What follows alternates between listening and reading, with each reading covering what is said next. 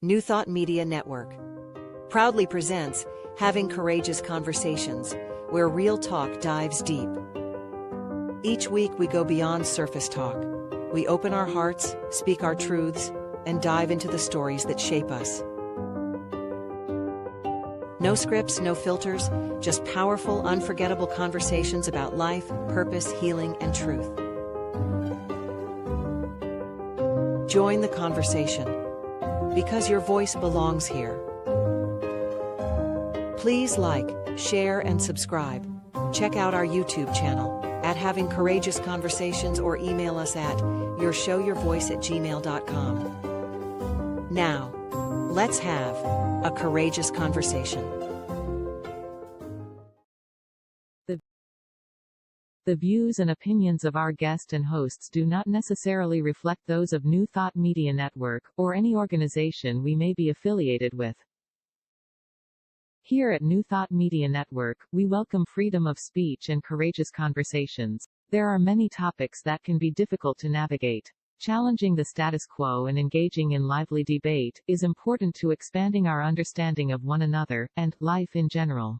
Creating a peaceful world doesn't happen because no one disagrees, it happens from a willingness to understanding one another. In our programming we strive to expand consciousness and assist people in creating remarkable lives. Your comments are welcome at info@ntmedia.org. Welcome to today's episode of Courageous Conversations. Our theme is Transition as Sacred Thresholds, Bridging Change with New Thought Wisdom. Life is full of endings, uncertain in-betweens, and new beginnings. And while these moments can feel daunting, they also hold profound opportunities for growth. I am Cheryl Rogers, and I'm delighted to be here with my wonderful co-host, Mark Dupuis. And together we'll be guiding this conversation with Reverend Dr. Tynya Beverly, who will lead us through William Bridges' transformation model of transition, illuminated by the wisdom of New Thought philosophy. Thank you, Cheryl. And I'm happy to introduce Reverend Dr. Tynya Beverly, who is a poet, author, staff minister at the Center for Spiritual Awareness. She leads the African American Suicide Prevention Project and facilitates safe Black space healing circles. Wow, so much to talk about. A retired chief learning officer for the state of California, she now cultivates healing through spiritual leadership, social justice farming, and creative retreats. Thank you for joining us today. It's a pleasure to be here. Yeah, Now, and what a powerful woman Reverend Dr. Tynya is, that I'm so grateful I got to speak to and hear her speak at the Association for New Thought Network conference. So tell us a little bit more on this topic. Yes. I love talking about change because I think change, if we begin to understand it, it is absolutely liberating.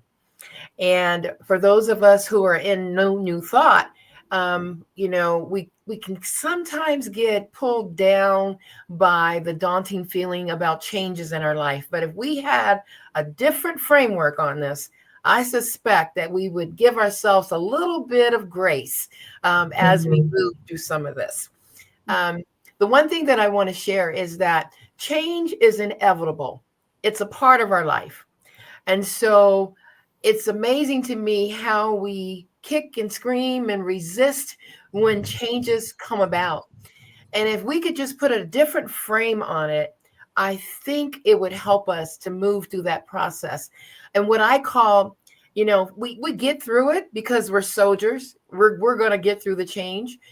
But I also find that we're like the walking wounded when we get to the other side. Mm-hmm. So we can choose how we get through changes. Change is going to happen with us or without us. Mm-hmm. And I was introduced to Dr. William Bridges many years ago. My background is in organizational development. And so I had a major downsizing effort where I had 13,000 employees that we had to move from a manual system to an automated system and call centers. And folks were resisting and kicking and screaming. And when I became certified in this training, I got a chance to sit with Dr. Bridges. And he shared a profound story with me about how he even developed this model that I'm going to share with you. His background, he's an organizational development psychologist. He's a professor at Mills College. And he's working with Silicon Valley, and they're doing downsizing and all of these efforts and laying off people. And so he was using his organizational psychology background in helping these organizations. Well, his wife was sick and received a diagnosis of terminal cancer. So he decided to take a sabbatical. So during his time with her, he realized that the same stages that people in organizations went through, he found himself personally going through it with the news about his wife. Mm-hmm. Now, she received this diagnosis. She wasn't going to pass away the next day, but his response to this information is where the model comes from. Wow. And so he believed that, once you hear information about a change, even if the change is a year away, 2 years away, we immediately start processing. We immediately start trying to figure it out. And folks will say, but you got plenty of time for that. But inside, there's a response going on. So he has this theory that when we're hit with a change is a two-part process. It's a change that you can see on the calendar, that on this day, this is going to happen. But then there's also an internal response that's happening to us, a psychological reorientation that happens to us. And he says the transition is what he calls it. He says it comes in 3 phases. There's an ending, there's a neutral zone, and then there's a new beginning. Mm-hmm. The ending means that you have to decide, I'm hit with this change, and it could be a wanted change or an unwanted change. And this is important because often people think, well, it's a change that I want. I want to have a baby. I want to get married. I want a new job. But we don't realize that we still have an internal adjustment process that has to happen. So he says this is what happens to us. We have to end before we begin. Is that new information? Most of us, when we're hit with a change, I want a new beginning, right? Mm-hmm. But he says, no, we have to stop doing something before we start doing something. Mm-hmm. And if not, we move into that new season with all of the baggage from the old season, right? Mm-hmm. So his model goes like this. He says, there are endings. So something is over, something is finished, and we have to stop doing it. And what happens is we're hit with grief, right? We don't think about change and grief, but if you have to stop doing something, you may equate that to loss. Mm. And, when we worked with automation and people had to stop doing the work that they were doing, their identities were tied to being subject matter experts. Who would have thought that would have been something that people would resist or not want to give up and grieve. And then he says, after you realize, okay, this chapter is over, this chapter is finished, then there's this awkward place. He calls it the neutral zone. It doesn't feel so neutral. Feels like the twilight zone, if you ask me. Mm-hmm. You're in between systems, in between the old way of doing it and the new way. So this could be a divorce. This could be a death. This could be your kids moving out of the house, right? It could be getting married. Oh, yes. And think about that. So when you get married, that's a wanted change, right? For most of us, it's wanted. Mm-hmm. And so think about, what do you have to give up because of that change? Mm-hmm. What do you think? What do you give up? Well, it's interesting for me because when I got married, I actually went through an identity crisis. I wasn't Cheryl Handley anymore. I was now Cheryl Rogers, and I was Kevin's wife. Yes. And I literally had an identity crisis, and I only realized that, in hindsight. Yes. Yes. And that's where the grief comes in. Mm-hmm. So although it's you wanted to get married, you didn't realize what you had to give up. Yeah. Right? Yeah. And that's what happens in most of these changes. A friend of mine recently had a baby, and I had to have this conversation with her. She says, I feel like an alien has taken over my house. Mm-hmm. It's all about the baby. Everything is the baby, And I said, okay, I had the conversation. Well, what are you having to give up because of this? Mm-hmm. What chapter is over? But also we can embrace, what new chapter are you embracing? Right? Yeah. And so I'm thinking, Cheryl, that when you got married, you probably went through an awkward time where you were in between worlds, Mm-hmm. right? Your old identity and this new one's not quite formed yet. Yeah. And right. And Yeah. so it's uncomfortable. Yeah. And that's the neutral zone that he says that most of us, especially as adults, we want to get to the new start. We don't Mm-hmm. want to spend time in the unknown. And here's the interesting part about the neutral zone. He says there's two sides to that part. The first side is chaotic and lacks direction, but the second side is creative. You see, and you're starting to let go of your old world, and you're starting to create what your new world is going to look like. Mm-hmm. But you have to be okay with being uncomfortable for a little bit of time, right? Yeah. Before you get to that new beginning. When you were talking about new beginnings or things that are new, I smiled because Cheryl and I were just having a conversation. On Sunday, she spoke, and she brought the service together in a new format. So she had about a 10-15 minute talk, and then she invited conversation from those that were there. And I think it was amazing. And Cheryl was uncertain on how it came through, I guess. And I said something about, wow, change, shaking things up a bit, I think is awesome, because otherwise we keep doing the same thing, right? And yeah. And also think about those folks that like to do it the same way all the time. And we come in and we change something, right? Exactly. And these folks have been viable team members, participating in our organizations. Then all of a sudden they're withdrawn. All of a sudden they shut down. And you think, I've done something wonderful. It's a great change, right? But people in our organization, some of them are comfortable with doing it the same way. So absolutely, there's a process that those of us in leadership need to be able to honor where everyone is in the process. Right. Yeah. So this is something we decided to try out on the 5th Sunday of every month. So it's not a complete change, but it's an introduction to something different, and to see how that goes. But exactly, some people will be comfortable and some people won't. And it's going to be interesting, because suddenly when you start, you do something the following weekend that's in their comfort zone, that might even take away from what they actually enjoyed in the previous week that was different, because now I'm comfortable, right? Yes, exactly.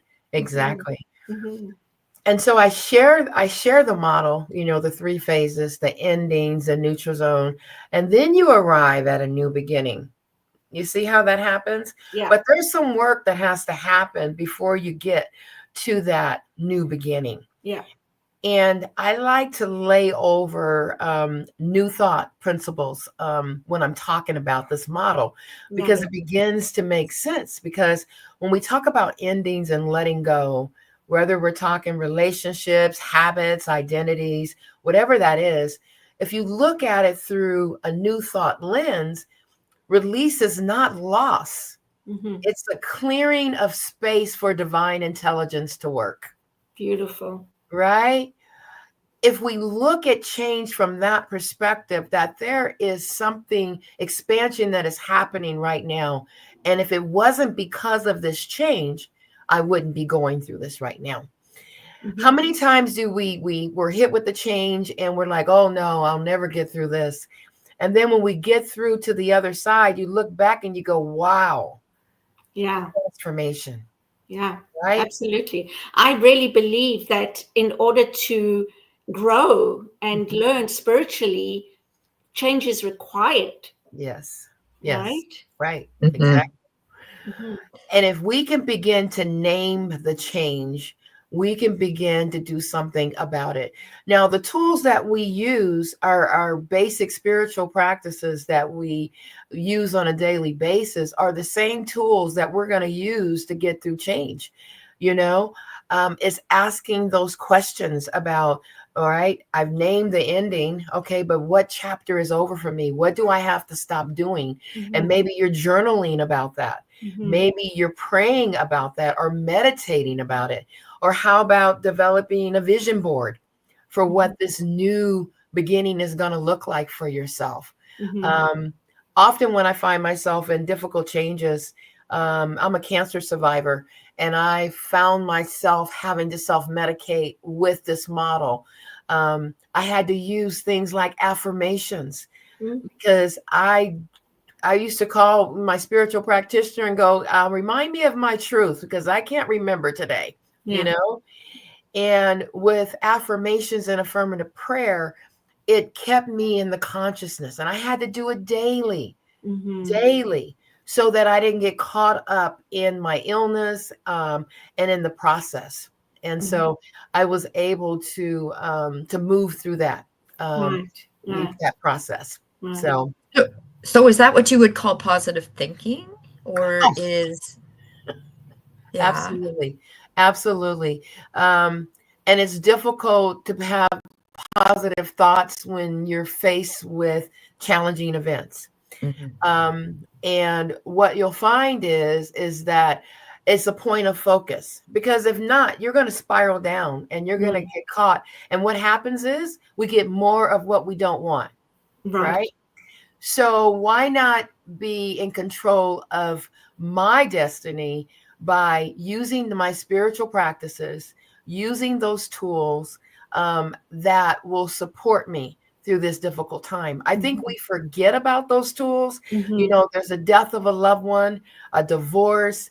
When people come to me for prayer, it's almost like they've forgotten everything, because change disrupts the flow of your life.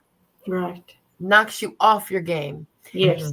So to be reminded that, you know what, you can get back on even ground by using your spiritual practices to get you through these difficult times. And I would suggest, by what you just said, when somebody comes to you in a time of challenge, distress, that you wouldn't use the words, oh, think positive.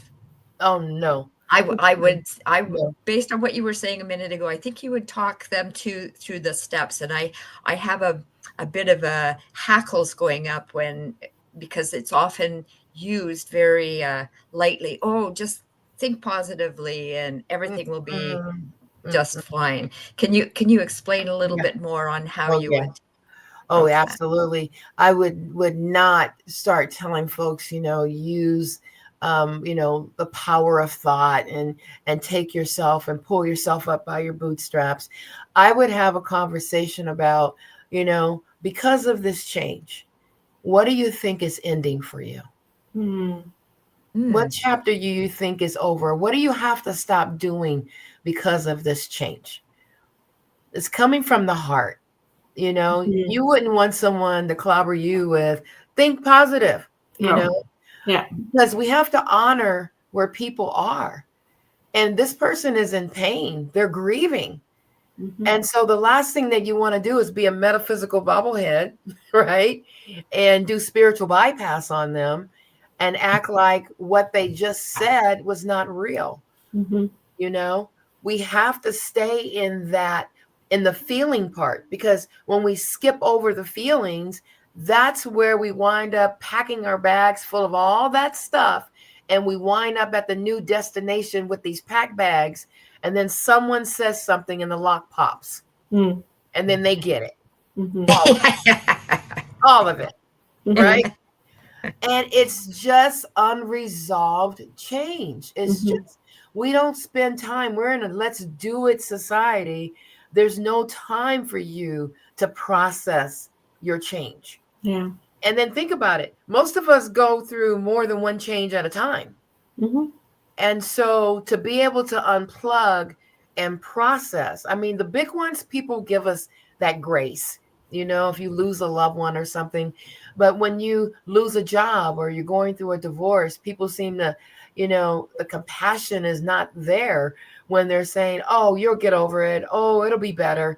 You know, it's Yeah. like, no, we need to meet people where they are. Yeah, I agree. I think people that say that are, and I used to be one of them, they're actually trying to make themselves feel better, Mm-hmm. right? It's not about the other person. It's dealing with the discomfort that they're feeling Mm-hmm. about what the other person is going through. Mm-hmm. Mm-hmm. Absolutely. Yeah. Absolutely. And but some of us, you know, especially in New Thought, you know, we don't want to have to deal with negativity. Mm-hmm. Well, the perception of it. Well, can we reframe that? Maybe it's not negativity. Maybe it is just another experience in our life, and that we need to allow it to unfold. Yes. You know, what is this time teaching me?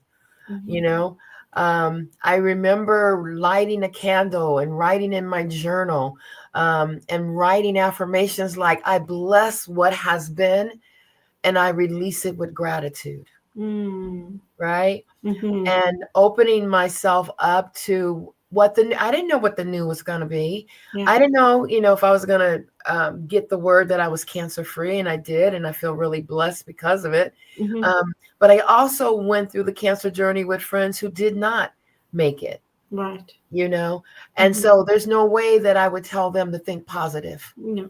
you know, Mm-hmm. as I meet people where they are. Mm-hmm. And in this process, just allow it. No matter what it looks like, I bless it. No matter what it sounds like, I don't try to block it. Mm-hmm. If it's anger, and that's where you begin to understand, you know, those old models that we've heard many years ago, like the grieving process, the cycles of grief, Yeah. Yeah. right? Well, when you're dealing with change, those cycles are real. Yeah. You know, when someone has lost something, you know, they may be angry. They may be in denial. You know, they may be disorganized or be in, you know, depression.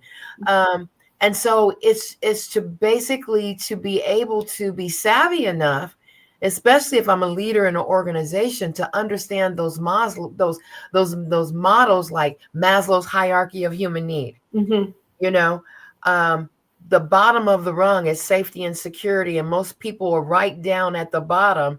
And Yeah. then here I come along, and I want to do We Are the World, Kumbaya, social belonging. Self-actual, does it fit?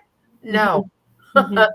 So my communication has to be that way as well. Right. If someone is worried about security because of a change, I need to talk about that with them. Mm-hmm. Not trying to pull them up and rise above it. They're not ready for that. Mm-hmm. And so the gift of allowing is real when we're talking about change. So you can see that if we begin to understand for ourselves and those around us, that there is a process, an adjustment process that we go through, then we allow more grace in the conversation and not judging that someone's taking too long to get through that change. Mm-hmm. You know, but if we know that grief is a part of it, maybe we will, you know, can open up our hearts a little bit. Yeah. And everybody grieves differently, right? So it's the same thing. Everybody's going to handle change differently. Yes. So it's really giving them the space to do that, and Absolutely. just being there for whatever it is that they need in the moment. Absolutely. And I Mhm. think we forget, well, what would you like someone to do for you if you Mhm. were in this position? You Mhm. wouldn't want them to do a spiritual bypass, Oh, you know? absolutely. Yeah. You would want them to be present. Mhm. You would want them to listen and to open up their heart, Mhm. basically, and Yeah. start there, Yeah. right? Mhm. So I think that when we're dealing with changes and the world around us is full of constant change, we have change hitting us all over the place. And so just imagine that you're hit with one change and then you're hit with another one and then another one. We're running on a transition deficit. Mhm. Most of us don't have time to process all the changes. I mean, to do it fully, there's no grace in with that. Mhm. It's like you're hit with another one and you got to pull it together and you got to keep it moving. Right. Right. And if you understand that, because I do this with myself, I go, Tanya, sounds like you're grieving a little bit. Are you hanging on to something? What do you need to let go of, Tanya, because of this change? So I, we're talking about acknowledging, first of all, the mhm, change and that something is coming to an end, mhm, and then really being introspective about what that means mhm, for me mhm, going through this change. What does it mean? What's coming to an end? However you want to do that, whether it's journaling or speaking to somebody or mhm. whatever works for you. And Yes, then recognizing that there is that grief process, which is basically letting go, right? yes, And yes. so how do I let go in a way that allows me to feel what I'm feeling and to honor Mhm, that? mhm. And then now let's talk about new beginnings. Right. So after you've done all this work with the grief and the endings and the letting go, or how about being in the mystery, in that middle zone, then the Mhm. neutral zone? I think Jesus called it the wilderness, Mm, that 40 days and 40 nights. Ayala Van Zant, she called it the meantime, the right. in-between time. Between the time you claim it and the time it shows up.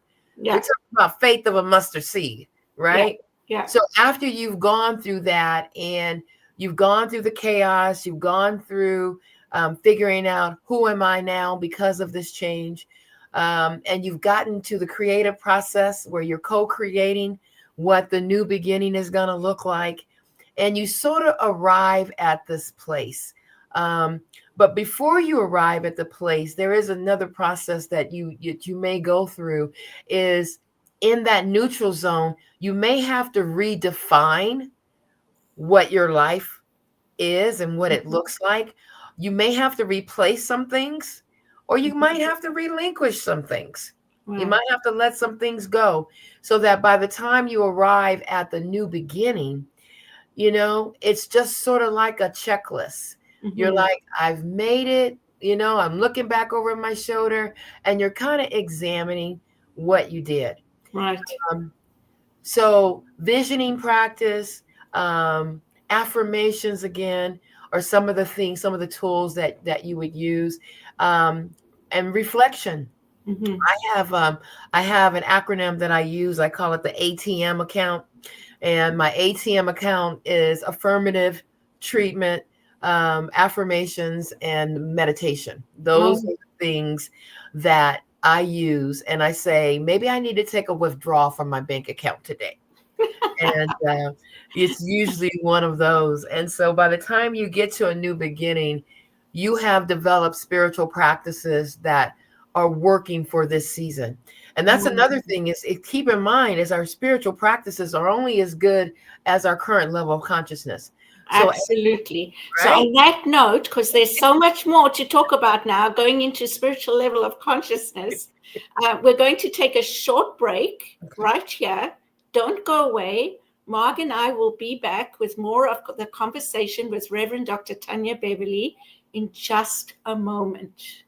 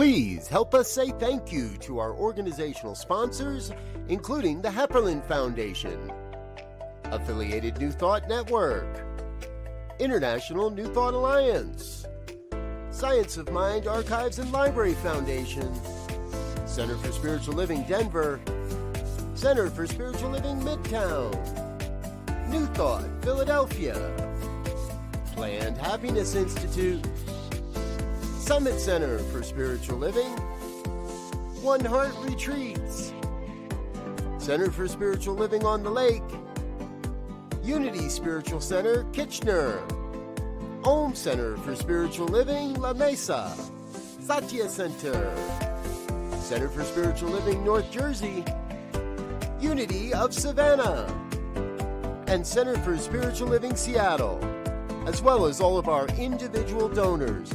Thank you for making New Thought Media Network a place to be. Please come be you. And remember, like, share, and subscribe.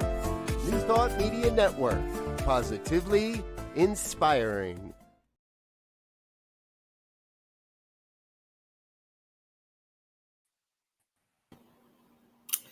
Thank you for staying with us. Cheryl and Mark here again, and we're excited to pick up where we left off with Reverend Dr. Tynya Beverly.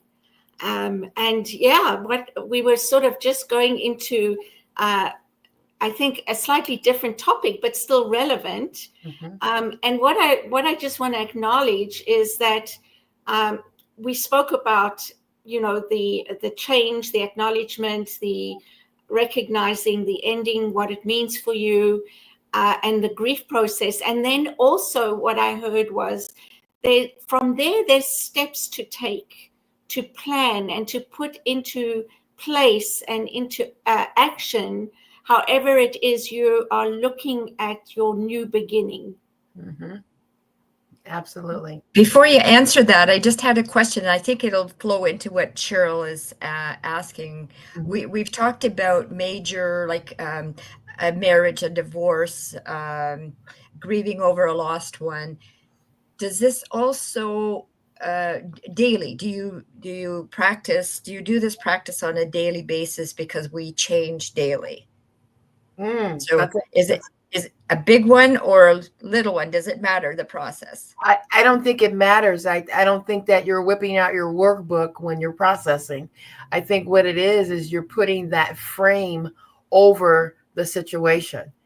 And so I don't, when I'm talking to someone, I'm having a conversation with them. We're not sitting down like we're in a workshop, if that makes sense. Mm-hmm. We're able to talk through where they are and where do you want to be, in this process, and using the practices, visioning practice, affirmations, community support, mentorship, accountability partner are some of the areas. And then maybe it's reframing my thinking about divine order, and what that means, and expanding my worldview around where I see myself, moving in the next season.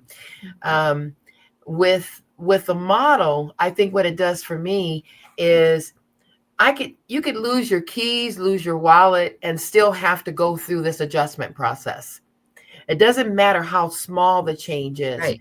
And your question is, do I do this every single day? No, usually when I'm hit with a change that has derailed or is stopping me from moving forward, it's robbing me of my joy, then it's time for me to sit down and think about this. Okay, what is this that I'm resisting? Because most of us don't resist change. Is what we have to give up because of the change. Where the resistance comes in, Right. So I sell my house, and I want to sell my house, but the grief comes about because I'm going to miss my neighbor. Mm-hmm. I'm going to miss the familiarity in my neighborhood. Mm-hmm. The postal carrier, my doctor, my cleaners. Mm-hmm. Those are the things that we resist giving up, not the change, the big change, because most of us are soldiers and we're pretty good at managing change. But the subtleties of change, what Dr. Bridges calls transition is the piece that most of us don't manage. Mhm. So if it's still causing me grief, if losing my cell phone is still causing me grief, I need to sit down and process that. Right. I need to work on that. If is this a bleep on the screen and I keep it moving, then, I think I said earlier that when I find myself in those places, I ask myself those questions. Oh, Tynya, you seem like you're a little discombobulated. What's going on? You inhibit that change. And so what did you have to give up because of that change? Oh, my friendships. Oh, I'm angry right now. And I can giving myself a little grace. I'm pissed off right now. And it's okay to be in that. Yeah. And that's what the model has done for me. It has allowed me to be real with my feelings and to check in and have a place to process that it's okay to have these feelings. Yeah. And that's a big one, right? In the society we've grown up in and the way we've been conditioned, we tend to judge our feelings, to criticize ourselves for them. And so it's really about really coming to that understanding that what I'm going through, it's natural to have these feelings and it's okay to have these feelings. And I need to feel them to release them. Yes. Right. Yes. To just push them down is going to create something that's maybe going to burst and come out somewhere else further down the line. Yes. Yes. We have to remember that change is not a disruption. It's a call to action. And transition is the teacher, because we're being summoned to rise with sacred defiance, Oh, I love that. right? Yeah. Because it's like I'm challenging, like you say, doing something different every fifth Sunday. That's creating an environment that's allowing your community to know that on this particular day, it's going to be something different. And that's preparing people to embrace what this newness, instead of resisting it, they open up. So being able to communicate to people, I have, when I'm communicating something new to people, I call it the 4 Ps. And I need to tell you the purpose. Okay. I need to paint the picture of what it's going to look like. I need to tell you what the plan is. And then I need to tell you what your part is. So as soon as I can tell you your part in this, then you can get on board, right? Yes. But think about it. We're always talking about the picture, the vision. If I can paint, I may not have the plan, but I can say, this is what the vision is for this. Then maybe people can hang in there a little bit longer until I can get the plan together, right? They'll give me some grace. Now, okay, I got the plan now, right? Here's the plan. And now here's your part in this. Beautiful. And I found that is a wonderful way to communicate difficult information. As a leader, I've got to move this organization forward, whether I want to move ahead or not. And I know there's going to be some resistance, but what I do is I take those baby steps and I begin to lay it out like I would want it laid out for me. Right. And then we wonder why people resist. It's not, it's what they have to give up. Now I'm not the subject matter expert anymore. You're changing the system. My identity has been changed, right? So it's just a different way of looking at change. And I think if you look at it from this perspective, you give yourself a little more grace, in the process, and not so hard. You really should have yourself together by now, But when you think about, having to give up things that are important to you, like your identity, it's important. That story about the monks, that the woman that was on the riverbed that was crying, and 2 monks come along, and one of them, she says, I need to get across the river. And then one monk helps her across the river. And then the other monk is there talking to him. You shouldn't have carried her across the river. We have a vow of celibacy. You can't do this. You're not supposed to touch a woman, and the monk turns to the other monk and he says, my brother, I carried that woman across the river, but you still carry her. Wow. You still carry her. Yeah. And how many things do we carry like that? Well, we could just lay them down right by the riverside, okay, and leave them there because they're not ours to carry anymore. So what do I have to let go of? Got to let go of something, honey, or you're going to be walking wounded by the time you get to the end of the journey. Right. Yeah. And it's not pretty. Yeah. I am so glad this is recorded. Blessed be. Just saying. Yes. Just saying. Repeat. Well, and it's so interesting because I think the same thing is said for anyone who's going into ministry. Yes. Right? Yes, absolutely. It's the same kind of process. Right. I thought you were going to say menopause. Well, that too, honey. Yeah, exactly. That too. Well, think about it. You know, some of the things that I tell people when you're especially in that neutral zone are things like protect your peace, right? Don't engage in things that don't add value to your life. This is your time of reflection, and choose silence as power. You know, it's not a negative thing. And then let go of what no longer serves you. Lighten the load. And we don't do that. We carry everything and the new stuff. Yes. Is that different? How heavy that is? Yeah. It just is way, way, way too much. So when people say, well, what does change have to do with it? Change has everything to do with it. If you don't process, because it will process you. Right. Guaranteed. Yeah. And you said something in the beginning that it's a choice, right? How you deal with things is a choice. And so it's also about our perception of things and maybe shifting that perception to recognize that, you know, change is not a bad thing.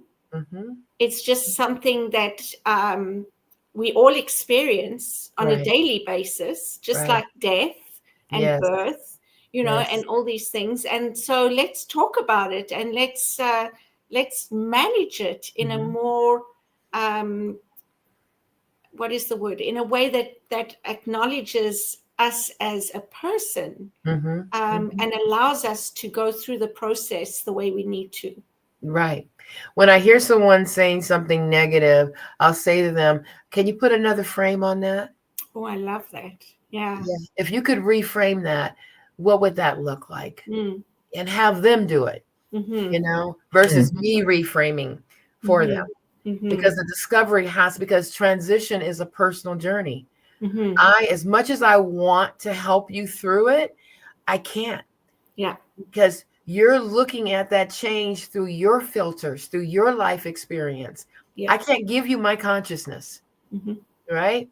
And so if people begin to see it from that perspective and they can reframe it, that I do have the power to reframe this. I do have the power to look at this from a different view.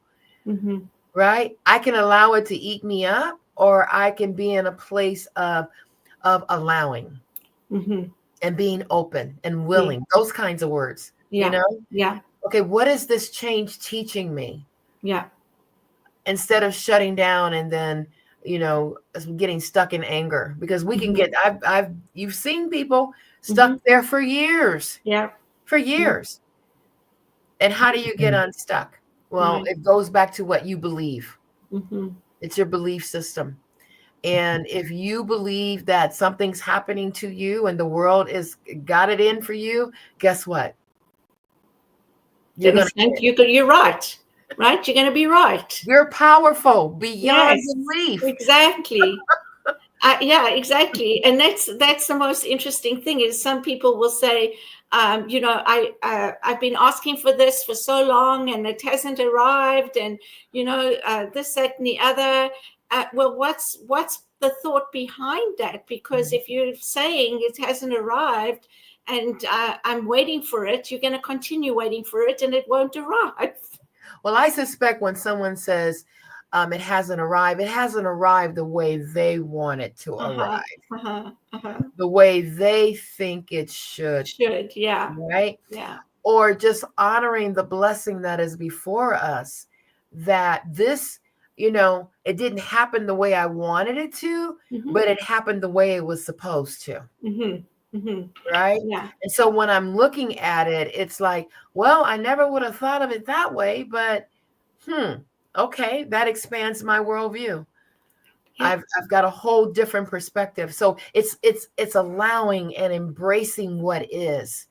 And I think you spoke about consciousness, the level of consciousness. Yes. Right. Yes. And so there is a maturity, a level of spiritual maturity to be able to understand that and to be able to go there, right? Whereas sometimes we get in the way of ourselves when we're not at that level, we're not ready to go to the next step of processing what it is we have as a gift in front of us to process. Right. Exactly. I say that we're only as good as our current level of consciousness. And I say that because sometimes we think that we process the change and we're good with it, right? We're finished with it, especially the big ones like death.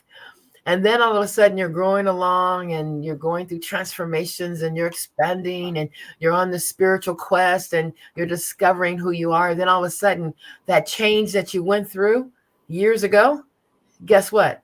You got a new level of awareness and consciousness that now you got to process that change through that. Right. Yeah. Right. Yeah. And so you're absolutely right, is that, the consciousness is only where you are currently. That's it. And don't think that it's over. No. We're evolving. Yes. Goodness. Exactly. So. Yeah. I did a talk a little while ago about, instead of seeing, change, see it as an evolution. Because it is a way of our evolving, our consciousness, our way of looking at things, our way of experiencing things, all those kind of things, because that's how we become who we are in this moment. Yes. Absolutely. And I hope that, the listeners, Dr. Williams' book is Personal Transitions, Making Sense of Life's Changes, to discover that and to be able to give themselves another tool that will allow them to process life in general, And I think that's what Dr. Bridges gave us. He gave us a framework to navigate change, right, and be and allow ourselves to be okay with what's going on, and not try to block it. Look at it from a spiritual sense, is that, if this is where I am, then okay, what do I do with what I have? Right. Beautiful. Yeah, beautiful. So tell us about your book. Oh, yes. My book. Well, the latest book is Dancing in the Key of Life, Words That Hug the Heart. And it's a book that is a compilation of poetry and sort of sacred expressions is what I call them, lessons learned on my spiritual journey. And so that book is definitely an eye-opener. It talks about peace. It talks about life in general. And so you can get the book on Amazon as well. And then my next two books will be out in the next 2 weeks, actually. Wow. And so if you have my name, next week you'll be able to find my other two books. The next one is The Wind in My Braids, Voices of My Roots. And it's about ancestral wisdom that I've learned from my ancestors. And then the next book is I Have Something to Say, Dropping Knowledge, Raising Spirit. So definitely more to come. Beautiful. I love that. So is Dancing in the Key of Life? Was that your first book? Yes, that was my first book. Okay. And now you've got the two others coming out. Right. And they all sound so wonderful, like really different from each other. Yes. But so just enticing to read. Yes. To me, anyway. Right. Mhm. And then the next one will be Kwanzaa 365. So these are, what's interesting is that people said, how did you write all these books? Because they're all coming out like in a short period of time. Well, the books have been written for a long time. And it took my cancer journey to kind of shake me out of my perfectionism, and to be able to release this and say, I want the world to hear. I have something to say, and I'm not going to hoard it anymore. Because it was never perfect enough. It was never, it needs to be cleaner, pristine. It needs to be raw. It needs to be just as it is and tell the truth. Absolutely. So that's how they kind of, and then my years of doing Kwanzaa, is my book has rituals and all kinds of historical references for people who want to know about Kwanzaa. And Kwanzaa was Dr. Maulana Karenga, founder of Kwanzaa, December 26 of 1966. And it came out of a need. I experienced the Watts riots. And so there was this disconnect from culture, from African culture for Black people. And he went to Africa and he saw a harvest called the first fruits, where the village would honor the crops, they would honor their elders, they would honor the youth, and they did ritual around this. And he brought that back. He was a professor at Cal State Long Beach, and he brought that back. And it has been a tradition in my life, like I said, over almost 40 years now. And it's all about the gathering of community. You don't give, and it's the 26th through the 1st. So it's 7 days of celebration, December 26th through January 1st. Okay. And each day you focus on a different principle, unity, self-determination, purpose, cooperative economics, and you light candles. It's called the Kanara. And so there's 3 red candles, 3 green candles, and 1 black candle. I saw that, and it's the same. It looks like a menorah. Yes, it's similar. Yeah, very similar. Has 8, right? And the Kwanzaa Kanara has 7. And 3 are red, that represents the struggle of Black people. The green, it represents the future and the fertility of ideas for the future. And the black candle represents the Black community. Wow. Yeah. Beautiful. Thank you for sharing that. Sure. I didn't know that, but I did. I was working on a year-end message, and I wanted to include all the celebrations. And so that's where I saw that, and I was like, wow, is that really like the symbol? And it is, yeah. Well, a lot of folks don't know about it, but I think folks are awakening to it. Yes. And they're like, wait a minute, I heard something about that. Tell me more about that. Yes. And so when I get that, the opening is there for me to share that there is. And I let people know it's not a religious celebration. It's a cultural celebration. Yes. Right. Yes. Yeah. I love that. That's beautiful. I think that's important to can you celebrate just cultures. Tell us a bit about your spiritual center. Yes, the Center for Spiritual Awareness in West Sacramento, California. We call it Ground Zero for Love. And we have a very diverse community where we have 300 to 400 members in our community. Yep, the Church Love is building. That is us. We have an awesome children's ministry. We have a praise and worship ministry, great choir, wonderful pastor, and we have a big social justice ministry that includes racial healing. It includes our white affinity group. It has the Kwanzaa is a part of that. We have Authentic Voices, which is a diversity and inclusion diversity readers theater. And so you can go on the website at csasacramento.org and you can find out about a lot of our activities that we're involved in. I am a social justice farmer. And so I set up a farm stand at my church every Sunday from what's left over from our farmers markets. I have a list of 20 cooperative farmers, and they gladly allow me to pick up their their produce that they're not able to sell, can't sell, or have too much of. And then I'm able to give that back to my community. And I realized that even in my church, which it's an abundance center, we still have a food desert in my community.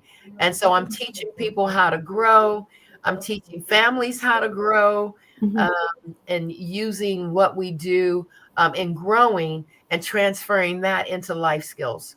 The planting, the plucking up, cultivating, all of that. Oh my gosh, that sounds so wonderful. Cultivating community. I get it. Cultivating community. Yes, absolutely. Absolutely.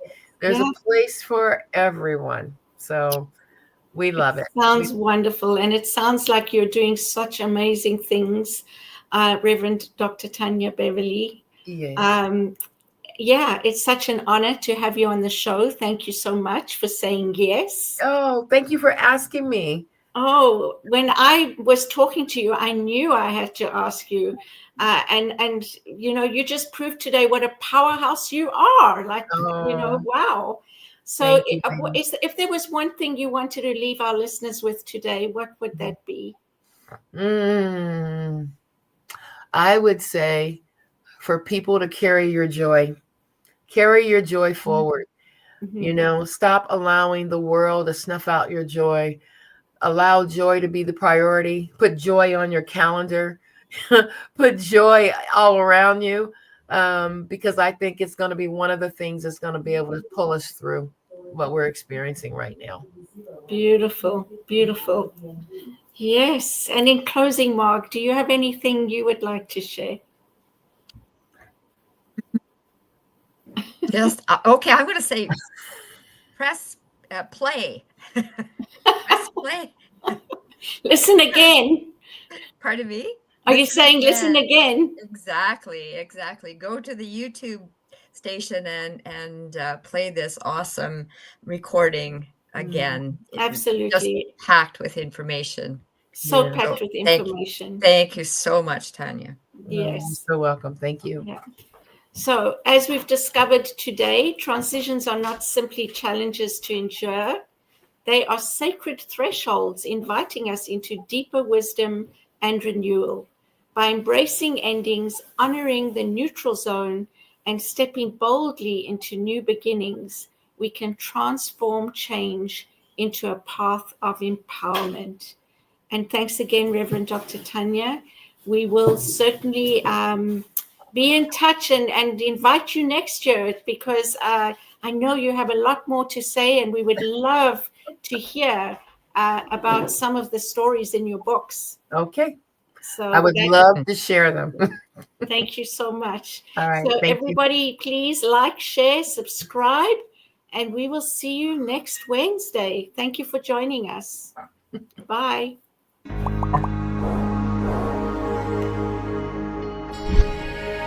On behalf of everyone at New Thought Media Network, thank you for being a member of our virtual family. Your financial contributions help share the New Thought message with people from around the world. Please visit and contribute at www.ntmedia.org/donate. New Thought Media Network, come be you. And please like, share, and subscribe. Until next time.